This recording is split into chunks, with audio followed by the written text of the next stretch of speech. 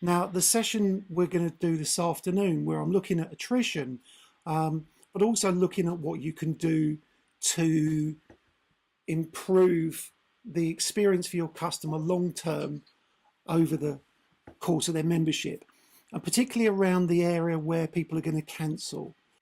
Now, I'm going to start. You're here on time. I was a little bit late. I apologise for that. So let's get started.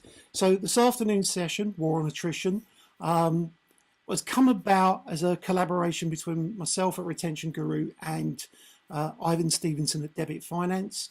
We have a number of clients that we both share. We were having discussions about some of the challenges those operators have, and I suggested, after doing a couple of workshops for some clients, that we put a session together just focusing on a few areas that could affect attrition, but also have an impact on this cancellation process that so much of which is managed by Debit Finance. So we're going to go through these slides. There is going to be an opportunity to do Q&A. Now, I'm not quite sure how I'm going to do it with this number of people. There is a section within the Zoom app that you can chat and you can send me messages. And so I'll keep looking at those, and if I can get to those, I'll answer those questions as we go along. If not, what I'll do is, if you want to watch the entire presentation, it's being recorded, so I'll give you a chance to watch it again if you need to. Send me your questions and I'll make a video answer so that everybody gets to hear and see what my response is to those particular questions. But I've set aside some time at the end where I'll unmute everybody and we'll have a chance to perhaps do a few questions. Okay, so your audio has been muted. That was a picture of me sitting here in my office earlier today. It's been muted so that we don't get too many distractions. Okay, so why is attrition not the opposite of retention? That was the first, I suppose, bullet point that I put on the invitational email. And for me, when I'm looking at measuring retention, I'm looking at how long people stay. I want to understand the period of time between when they join and either when they stop visiting, so their first visit and their last visit, or their first visit and when they stop paying. And both of those we tend to measure in months. Now, those of you who are familiar with the work that I've been doing over the last 15 years will be familiar with a survival curve. This survival curve, fairly straightforward. Across the bottom here, what you've got is months of membership or months since joining, and what you have up the side is the proportion of customers still members. Now, the easiest way to understand this is, if this is 100% at the top, if you had 100 members, that would equate to 100 people. 1,000 members, it's 1,000 people, and so on. And what you're seeing is that from a set point, and we decide on that when we're doing our analysis, usually 2 years back, sometimes 3, since joining, people are cancelling, and they're cancelling on a regular basis. And so what we see is this gentle curve sloping down over the first 12 months, continuing over the second 12 months and into the third year. Now, when we measure retention, we're measuring this length of time between when they started, which would be 0, and when they quit. And the line just represents when they quit. Now, what you can see, hopefully, in this graph is really poor retention. This is an operator that I've worked with in the past, and I could see really early on that they had a problem with their retention when I looked at their data. Funnily enough, they rang me up and said, "Paul, we've got a retention problem." I said, "Well, let's have a look at your data." We ran a graph and this is what we saw. And there are a couple of things we noticed about this. The first thing is, 40% of their customers are gone within the first 2 months. Now, that could be for a number of reasons. It could be a sales campaign that just drove low value customers. So these are customers who'd sign up but wouldn't stay for very long. It could be the onboarding process. It could be a lack of delivery on the part of the operator, but it's still not a good number. And it's an awful lot of work to actually have to deal with if you're not going to keep those customers for very long. The other thing you'll notice about this particular curve is there's a cliff here, again, round about 13 months. And so I said to them, were they selling 13 months for the price of 12 memberships? And they said, yeah, that was fairly common for them. And that's reflected in those figures. So we use this type of analysis to measure retention, and we measure retention in months. Now, what you can see here is the different type of membership contracts from a particular operator. And you can see that the blue line are the month by month single month agreements. So this is when people sign up and they're easy in, easy out. And as you can see in this example, it's easy in and very easy out because, well, what's that? 80% of the people who bought those types of contracts were gone within 2 months. They also had a 4-month agreement, and you can see that in the green line. And their 12-month agreement was a month-by-month payment, but a minimum of 12 months. And you can see that that's a pretty decent line for this type of operator. You can also notice that, yes, they did lose some customers. They lost about 20%, but their renewal rate into the second year here was 80%. That is a very, very good figure for a business. So retention is measured in months. It's the currency we tend to use as an industry, and it's the way in which we tend to communicate our results internally and to our boards and to our investors. Now, attrition is a measure of how many people quit. And if we're measuring attrition, what we're going to look to see is we're going to look to try and see if, how many people quit perhaps this week, this month, this quarter, this year. Now, I'm going to suggest to you there are 2 measures we can use for attrition. One is just a head count, and I call that the attrition number. What's the actual number of people that we've lost this month? And in this example, each one of those icons represents 10 people. The business has lost 70 people this month. Now, I think it's important that we do present these figures to our staff in these types of numbers. I think it's much more impactful if I'm sitting down with a team of people and I'm saying to them, we lost 70 people this month, than giving them some sort of percentage. In fact, I don't recommend measuring attrition as a percentage at all. And those of you who've worked with me will have seen me bang on about that for a number of years. So attrition should be represented for me as the number of people. Now, it's easy to do that at the club level, and it's easy to do that at the business level of the whole company. We could say this month as a business, we've lost 500 people, we've lost 350 people. At the site level, we can also report it. But if we want to make comparisons between sites, then we need to use a slightly different measure. We need to use the attrition rate. Now, attrition rate is a measure of the number of people cancelling per month over a 12-month period. And you only take into account the people who've cancelled. You don't measure people who are still members because it will really confuse you in your figures. Now, when we do the attrition rate calculation, what we're able to do is, because we use the same method on every size club, as it's being reported against 1,000 members, we can compare different clubs of different sizes. And I'll show you a slide of that in just a second. So attrition is a measure of people. How many people have gone? So if retention is a measure in months and attrition is measured in people, you can see that retention is not the opposite of attrition, which is something I often hear people saying. I hear people standing on the stage and saying, we've measured our attrition and it's this percentage, and therefore our retention is the opposite to our attrition percentage. So if our attrition percentage is 30, they're suggesting their retention is 70. I'm going to say this: if they're reporting their attrition as a percentage, they have no idea what's going on in their business, and they should stop doing that straight away, because I don't think it's helpful in any way.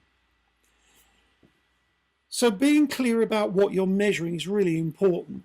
Therefore, when you go and present your data to your board, to your staff, to your managers, you need to be clear about what type of information you're telling which type of staff.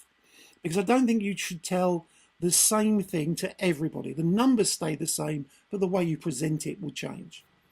So if we look at attrition here, we could look at it in terms of net gain or loss, and we could do that, as I've already suggested, by site or by the company level. So we could say to the teams, this month we joined 40, but we lost 70. Therefore, the difference, we're down 30. I don't think there's a member of staff that doesn't understand what you're trying to present here. Now, if you're doing this at the board level, or you're doing it with, and I'm just trying to find the slide, you're doing it with teams that are involved in the finance side, I'd certainly present what that means to us as a business in terms of the finance. What's the revenue loss? What's the revenue gain? However, I don't tend to focus on that if I'm working with front of house staff, fitness teams, those people who are delivering front line. So I tend to keep the financial figures related to this just to the board or the senior management team. So let me just go back a second. So net gain, net loss, really easy to understand. If you then work out your attrition rate, what you'll see here is, and I've got an example, this is real data from a 10 club operator. I've renamed the clubs into US cities because I was showing this in the States a little while ago. And what you can see here are these columns, these bars. And at the end of each bar, there's a figure. So Boston is 75.2, which says to me, Boston is losing 75 customers per 1,000 customers per month. Now, if Boston is a 5,000 member club, then I just multiply the 75 by 5. If Chicago's a 3,000 member club, I multiply it by 3. If it's less than 1,000, I multiply it by the decimal version of 1,000. So Dallas is only losing 38 customers per 1,000 per month. In fact, the rate of loss, and you might need to move your icon around a little bit here, but the rate of loss, Dallas loses half as many customers as Boston does. So you can, with an attrition rate, you can compare what's going on within a business by the size of the facility. So if you've got facilities of different sizes, you can make comparisons between your smaller sites, your larger sites, sites that are further away, by all of those variables. We can also split this by any other electronic variable that you've collected. So we could just do it by site, but we could also by age, by gender, by membership type. And you could therefore see what's having an impact on attrition. And maybe it's the type of membership you're selling. Maybe it's the type of customer you're selling to. Maybe it's their age. All those variables could be taken into account. So when you're looking at an attrition rate like this, anything that is a lower number is a good number. That means less people are cancelling. Anything that's a higher number is a bad number. So an organisation like this, their average is 54 customers per 1,000 per month. Anything below that dashed red line are sites that are performing better than the average. Anything to the right of the red line are the sites that are performing worse than the average. Now, what we need to be mindful of here is when you do start doing these calculations, when these lines start to change and if everything starts to move towards the left or the good side, then what we'll see is an overall average rate come down. So we need to be mindful of that in our reporting as well. So attrition can be measured in two ways. It can be measured as an absolute figure of people, or it can be measured as a rate. But if you're measuring it as a percentage, I wouldn't bother. So who's responsible for tackling attrition? My argument to this, or my position on this would be everybody is. I get frustrated when I see operators focusing all the responsibility for the attrition or management of attrition with the fitness team, when customers are joining and some aren't ever using the gym or the fitness areas. They're using the studio, they're using the pools, they have a more general membership, and therefore everybody's responsible for this. Because if the attrition is caused by poor service, but that poor service is through front of house, there's very little the fitness team could do to improve their attrition rate if it's actually someone else that's causing the problem. So everybody's responsible for tackling attrition. And we need to think about the systems that we use, the combination of our customer service, our customer journeys, and our customer experience, and those three different elements and how they work together. So one of the points I said I would make in today's session was be about what to say during the joining process to reduce the cancelled at the bank notifications. Well, there's been a lot of research done on what's called priming, seeding, and persuasion. This is about telling people what's going to happen in the future before it actually happens. Now, a retention guru, when we're working with our clients, we look at what we call the core journey layout, and the core journey layout has these segments. Now here they're fairly evenly distributed just for graphical representation, but it could actually be that the immersion and engagement phase are very close together. The segmentation and the ascension could be close together as well. Then there could be a long period of maintenance. Then we start to lose them in terms of visits or loyalty, and we need to start trying to recover them. And sometimes if we actually lose them, we have to go into a re-engagement program. So there's this whole series of things we need to think about. And sometimes thinking about them in advance, thinking about what's going to happen in the future, is a better way of dealing with rather than trying to deal with it when it actually happens. So some of the digital sequences we produce for operators now, and this is a prompting sequence for visits that we use, and it's a representation of the types of things we know have an impact on different areas of the business. So we know if they book an appointment, they're 10% more likely to turn up in the following week. We know if they attend a gym induction, not only are they 50% more likely to be spoken to because they'll speak to the customers, they'll speak to the staff, and the staff will speak to the customers. But we also know that can give us up to 7 months extra membership. So we know certain things have an impact on other things, and those things prompt each other. Now, with that in mind, we have to think about what, as I said before, seeding or persuasion. Something you say here in the early stages can have an impact over here in the later stages. If you don't say it, you're bringing that to someone's attention at the point where there's an issue.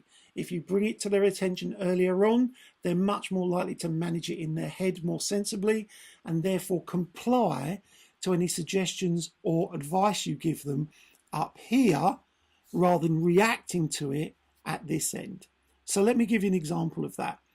Now, this isn't the exact script I would use. In fact, when we're doing these scripts with operators, what we're trying to do is come up with a script that works for that operator. Now, we do this part after someone's signed their agreement. Now, if they're signed in club, it's much easier to do. If they've signed online, then my suggestion is you make a video in terms of a follow-up that goes with this. So after they signed, we say, everyone that joins thinks they'll maintain regular exercise routine. We understand that not everybody does. Some people just cancel at the bank. That triggers a that triggers a message to our finance team to chase the collection.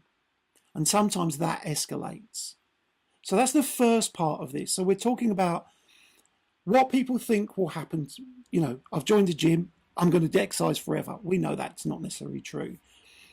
When people make the decision to cancel, sometimes they go straight to the bank and cancel it because they don't want, and they don't inform us as a business. If we highlight these things during the joining phase, once they've joined though, and then say to them, however, 80% of our customers inform us when that time comes. Now we will do everything we can to avoid that happening, and obviously we want to keep you as a customer. But we have a simple process to follow, which will mean that you need to come in and sign the appropriate paperwork, and in that way we can part on good terms. So you're actually telling them about the behavior you want them to perform once they get to the point in their experience with your business that they want to leave. You're showing them the way out. Now they've already joined. You don't want to be encouraging them to quit, which I'll come back to in a second. But you want to say to them, if that time comes, this is the way we do it. When you come in, we get that paperwork signed off, we grab some feedback from you. That helps us understand ways we can improve the business.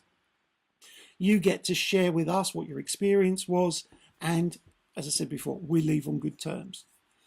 Something that I see happening a lot, and some of you who've seen my presentations before will have heard me say, is when you're selling month by month memberships, during the joining phase, before they've signed up, don't emphasize how easy it is to quit while they're joining. Say to them, we have a membership package where you join and you pay each month, and each month you make a payment. Now, if you start saying, if you join this month and you don't like it, you can quit next month, what you're actually encouraging is you're actually doing persuasion and seeding of cancelling early in the membership. So you want to avoid talking to customers about cancelling until they've joined. Once they've signed, then give them this piece of information. Now, those of you that travel will have seen something like this in a hotel room. Nearly all hotels around the world now, of any scale, so not the B&Bs, but the bigger facilities, have little cards in the bathrooms that say, our customers, or the majority of our customers, use their towels for the duration of their stay. If you need your towels changed, drop them into the bath. But what they're telling you is actually the majority of people behave in a certain way. It's called social proof. It's used by Amazon. It's used by all the online booking sites. People who've bought this also bought this. This many people looked at this reservation in the last hour. It's a standard way now digitally of communicating how you want people to behave in the future. So separate the processes. There's the signing phase, there's the getting them to buy phase, and then once they've bought, there's the, okay, there's a possibility in the future that you'll want to leave. We don't want to get in your way of doing that, but we do need you to go through this process. What you'll find is that a lot more people come back to you and say, it's that time, what do I need to do? Now, at that time, you can actually obviously implement some time recovery processes, but the customer is much more likely to engage with you than just cancel at the bank. So the next element I want to talk about is saving members who've inferred they wish to leave in the future. So these are people who've come to us and said, yeah, we want to go either now or in the future. Now, I think there's a few things to just be sensible about. One, don't make the assumption about why they want to leave. Don't throw your toys out the pram. Don't take it personally. Don't make it difficult or deliberately complicated. And don't get disheartened. People come and go within businesses for all sorts of reasons. Sometimes they're not in your control. Sometimes they are. If they're leaving and it's something you could have controlled, try and fix that for the next person. If it's something you can't control for, then you can't control for it. Quite often, some of the triggers for these phases are that people never actually got started. We've done enough research now looking at the gap between joining and first visit to say categorically that the longer that gap is between when they join and when they first visit the club, the more likely they are to quit. The only exception to that is if they join in a pre-opening phase. So if you're pre-selling, that doesn't seem to have an impact because people know that the club isn't open. But if they join on a Monday and they don't visit for 2 weeks, the chances of them staying more than about 8 weeks, very, very slim. So we know that there are early triggers that can warn us about people who are going to quit later on. It may be the end of a trial period. We've got people who are on guest passes. I'm amazed at the number of times businesses are launching guest passes through their marketing teams and through their sales teams, but they're not informing their front of house teams or their fitness teams about these guest passes. So they don't even know who's on a guest pass. People on a guest pass, we know short period, 7 days, 14 days. It's a really good time to try and capture them, but we can also know that they're actually going to trigger them to not come back. So we want to get involved with them as quickly as possible. It could be at the end of the first billing period. We know that seasonal events such as the summer holidays, such as school holidays, very much impact on people's exercise adherence and their routine. And once people get out of the routine of coming to the facilities, their visit frequency declines quite quickly and then we lose them. So we need to be conscious of seasonal factors that can affect retention. So it's not season in terms of weather, it tends to be season more in terms of holidays, national holidays, and our school breaks. And obviously we've got annual rebills or renewals when we're coming up to the end of someone's contract. Now, I work with an operator in Saudi Arabia, and they track not only member visits, but they also track where someone is within their contract, because they recognise that trying to resell a membership for the next 12 months is very difficult if someone stopped coming in after 8 weeks. And because they're selling the vast majority, in fact, all of their memberships up front, so you pay for a whole year in one payment, they have to renew each year. And therefore tracking when the end of their billing period is very important if you're going to tackle those types of customers, those ones who pay up front for the entire year. Warning signs, well, often the warning signs that they're looking to quit, well, they tell you. Those of you who measure Net Promoter Score will have seen your Net Promoter Scores change for people who are becoming disassociated with their loyalty and they're pulling back from the club. I think you have to be careful with Net Promoter Score. As much as a fan I am of Net Promoter, customers who've been customers for longer periods of time will have a very different view of your business than customers who are new to your business. It's a bit like being in a relationship. You know, when you're first dating someone, everything's new, everything's fresh, everything's exciting. If you were to score that relationship, not suggesting you do, but if you were to score that relationship, you'd probably score it quite high in the early stages.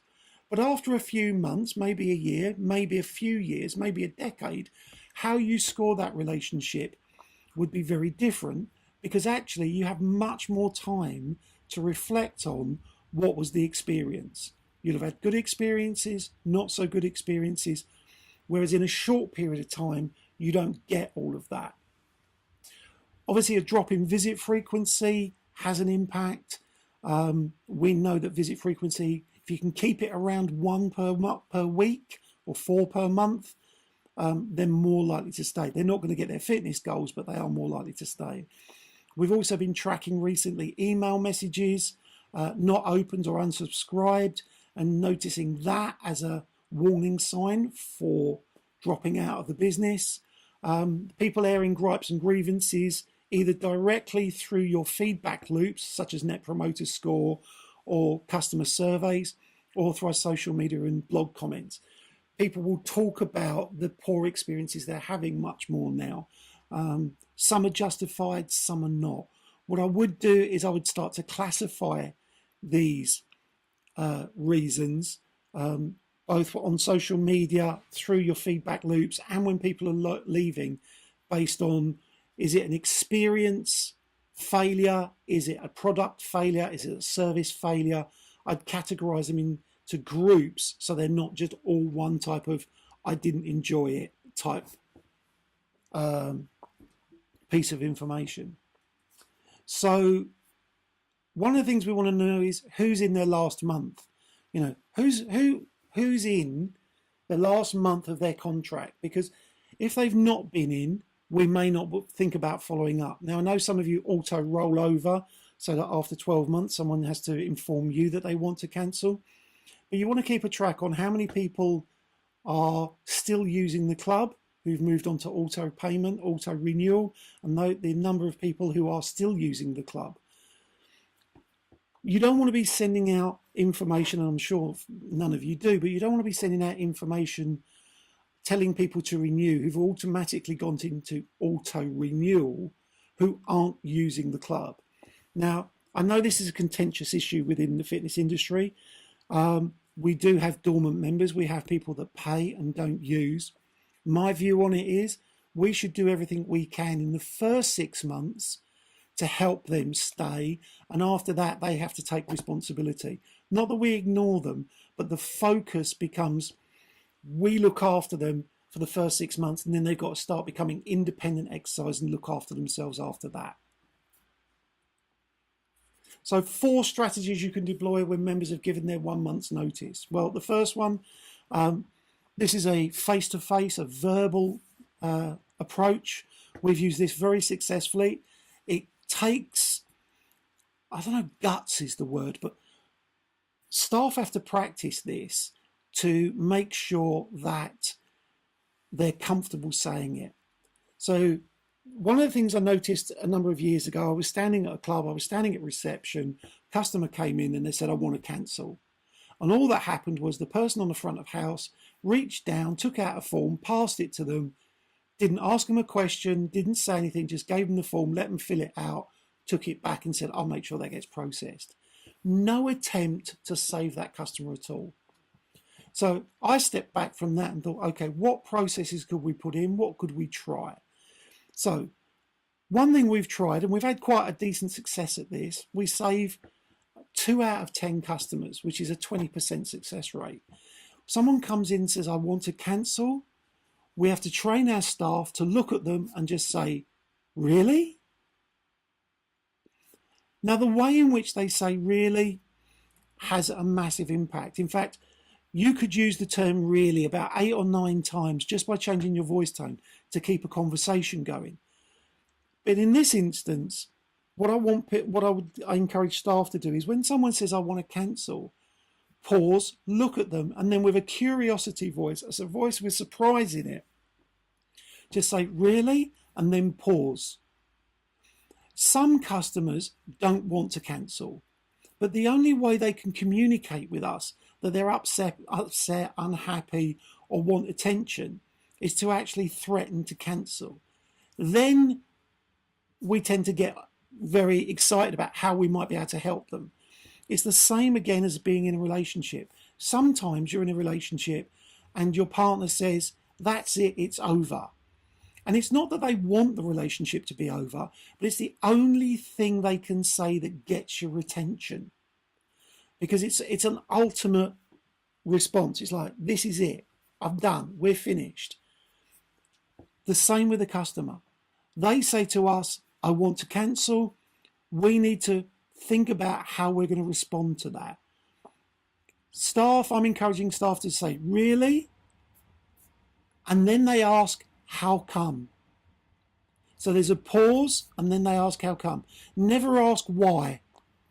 The reason you don't ask why is why always requires a justification. If I ask you why you smoke, you justify it. If I ask you why you train, you justify it. We don't want people justifying behaviours that we don't want them to do. Use plenty of questions that include why when people want to join. Why are you thinking of joining us now? Why did you choose us over anyone else? But not why about negative behaviours. Some of you as managers will have heard me say, never say to your staff that are late, why are you late? Because when they justify it to you, they're also justifying it to themselves. So you ask, how come? How come generates a process response. Now, probably about 50% of the time when you ask how come, the response you'll get is still a why response. But I can guarantee you this, every time you ask a why question, you get a justification. 50% of the time you ask how come, you'll get a justification. 50% of the time, you'll get a process response. So the approach to use when someone says, I want to cancel, respond with, really? Pause, allowing them to think. Allow them to think. When you say really, they'll often go internal, check with themselves whether that's true, and then say, how come? So before they respond, you have to say, how come? I want to cancel? Really? How come? Then, as particularly if you lean in as you say it, you're showing you're paying attention. They'll say, well, and some of them will still want to cancel, but some will go, well, I don't really want to cancel, but I'm not really using it, or I don't like the classes I'm going to, or I don't find that I'm progressing well enough. That's when you need to have your package of solutions of what you're going to offer. Now, I know there's a couple of operators who are on this webinar that I've been working with recently, and they made up some packages and they present those, and they've shown all of their staff, look, this is what we're going to say to people when they say they want to leave. we're going to offer them this, then we're going to offer them this. So they make sure that every member of staff knows. Now, I know there'll be a few of you sitting here going, oh, I know what's going to happen now. Everybody's going to threaten to cancel because they want to try and get this special deal or a free personal training session. I think this is where we have to be mindful about who can give that. So sometimes you'll be able to do that at front of house. Sometimes you'll say, well, look, if you speak to my manager or if you can speak to our club centre manager, they'll take you through this process and you might be able to recover them then. You may not just want to make this an automatic process, but as soon as someone says, I want to quit, you have a knee-jerk reaction. A second approach is to set up an exit survey. And I know many of you will have done exit surveys, but I'm going to use exit surveys in a slightly different way. Exit surveys have always been a challenge because people just want to leave. They just want to get away. If you've done the seeding process where you said 80% of our customers let us know, we'll take you through the paperwork. You can do a survey then and you'll often get much more responses or much more responsive answers. You'll get people more likely to tell you the truth. Quite often what happens is people set up exit surveys and they don't follow through. They don't get enough people filling them out, so they don't keep it going. And I would suggest that that's almost like self-perpetuating. If you don't do them, you don't get them. You have to practice getting people to fill out exit surveys. It's not an instant thing that everybody's just going to go, oh yeah, of course I will. But customers are more likely to expect to have to do that if you told them about it in the early stages. Now, what I've got in front of you here is a section of an exit survey from a client that I worked with for a while. Now, you need to be mindful of how you lay this out, how you're going to deliver it. I would always suggest that this has to be filled out by the customer, but don't just hand it to the customer and say, go away and fill that out. They need to do it under supervision. You also have to be mindful of the words that are used. This at the top is just before you go. The company that this originated from, it had one version of it that said, how have we failed you? And then another version that said, we hate to see you leave. And I'm not sure that, so how have we failed you or hate to see you leave is the type of language that I would want to use when I'm trying to build a good relationship with a customer when they're leaving. So be mindful if you're going to do it as a paper form or an online form about the title you might give it. Think about the types of questions. Now, these three questions: did we live up to our promise? Did you reach your joining goals? Did our team help you progress? These are all closed questions. Now, if you want closed question answers, then you need to make sure that they can be yes or no or a single word type answer. But often you're looking for the reasons. And if you're looking for reasons, you want to draw that out. You'll want to be using words like explain, clarify. You want them to actually write a few things down. Now, here, tick which reason best explains your reasons for leaving. I can't come. These are all giving them ammunition to explain, oh, I'll just tick this one. Whereas actually leaving it blank sometimes, but making it a mandatory box they have to fill in will actually get you more information. Question number 2, I'm disappointed with the service and facilities. Problem with this, that's asking 2 questions in one sentence. I could be disappointed with the services. I could be disappointed with the facilities. But if I tick this one, number 2, as an operator, I'm not clear which one of these 2 it is that's causing the problem. Is there anything else we feel? Is there anything else you feel we should know? Is there anything else we can do to change your mind? Net Promoter Score here is a really, really good way of capturing information from people. I love the Net Promoter Score. Obviously 0 to 10.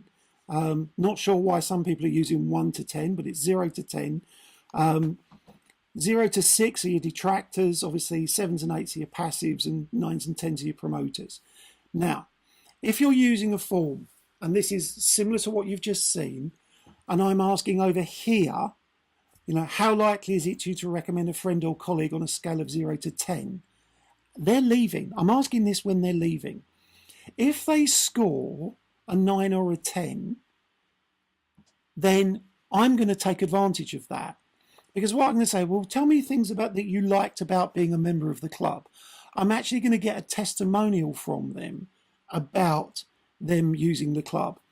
Now, some of the customers are just going to make up answers for you to make themselves feel good when they're talking to us. So if they give us a 9 or a 10, ask them for a testimonial. Use that testimonial as a promotional tool. I know Holmes Place in Germany, Sean, who was the marketing director at Holmes, we did some work together, and he's got a whole promotional campaign, which is just all the 5-star comments that his customers have used who've left. And he just shows them to people. These are the people who've left, and this is what they said about us. Now, the other reason I'd want to do this is if someone gives you a positive testimonial when they're leaving, it actually leaves the door open for them to come back.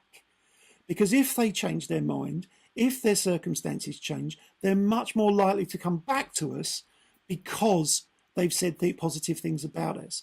One, in their own mind, they've said these positive things, but also they've said them to us. So that relationship is much more likely to be rekindled. Once you've done the whole signing off thing, put the paperwork to one side if you're doing it as an interview, and then say, now that that's done, is there anything else we should know? Often when people see that the paperwork is completed and put to one side, and you ask this question, they'll very often give you the true reason why they're leaving. Now, don't suddenly pick the paperwork up and start filling it out. Listen to them, ask them questions, see if you can recover them. Ask them if you actually, do you want me to throw that paperwork away?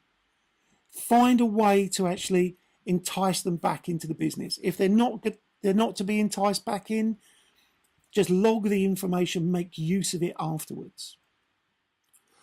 Don't burn your bridges. When someone's left, send them a confirmation message relative to their cancellation. Put it in a positive way. Keep it really light-hearted. Thank them for their business.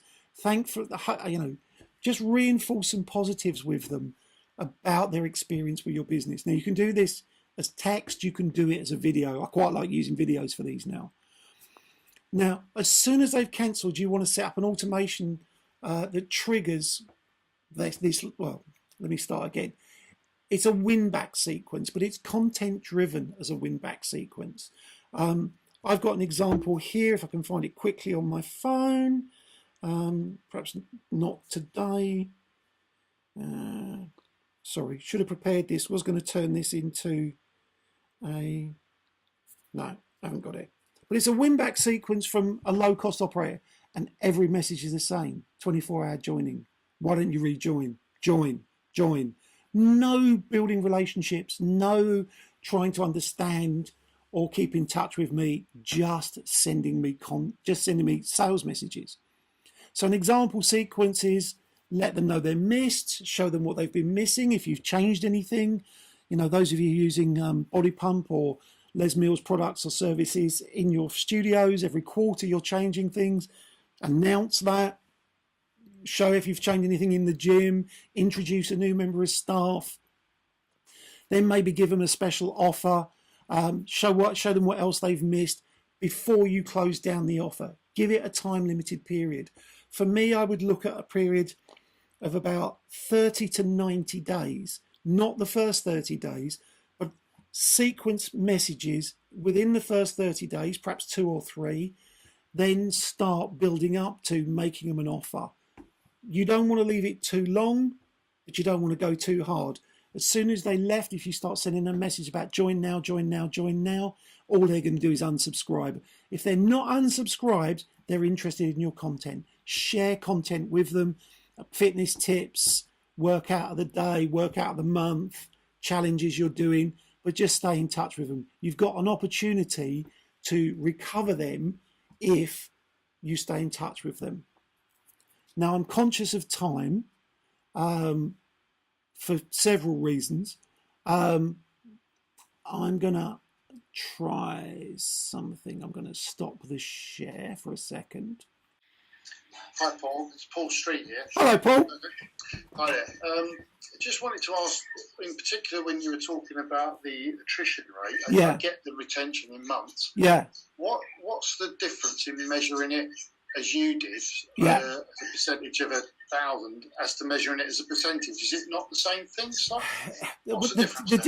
An attrition rate is a measure of speed. A rate is a measure of speed, not a percentage of a whole. So your rate can actually be higher than 100%. So it's not. It looks like it's the same thing, but it's not, because a rate is the speed at which something's happening, as opposed to a part of a fixed amount. It's a statistical term, and the reason I don't measure, often the way the industry measures attrition is they talk about an attrition percentage on a monthly basis, but because they also include sales numbers, you could join 100 members, lose 50, and let's say your attrition is 20% of the business. If you join 150 next month and lose 50, your attrition percentage goes down, but not because you've done anything different at the attrition end, but just because you sold more. So your sales figures can affect your attrition percentage. And because those sales figures go up and down, your attrition percentage can go up and down. And it's not an accurate way of measuring or controlling for change. Yeah. We don't include the sales figures, so I think that covers part of it. Yeah. You just have to be mindful that each month, if you think, Paul, within one of your sites, let's say 1 month it's got 1,000 and the attrition is 5%. And the next month they've got 1,025 and it's 5%. And the next month they've got 1,050 and it's 5%. It's not 5% isn't equal every month, because it's 5% of a different size pie. And that's why we measure rates for a club as opposed to when we're comparing across clubs.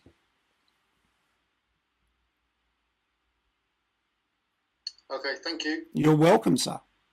Anyone else?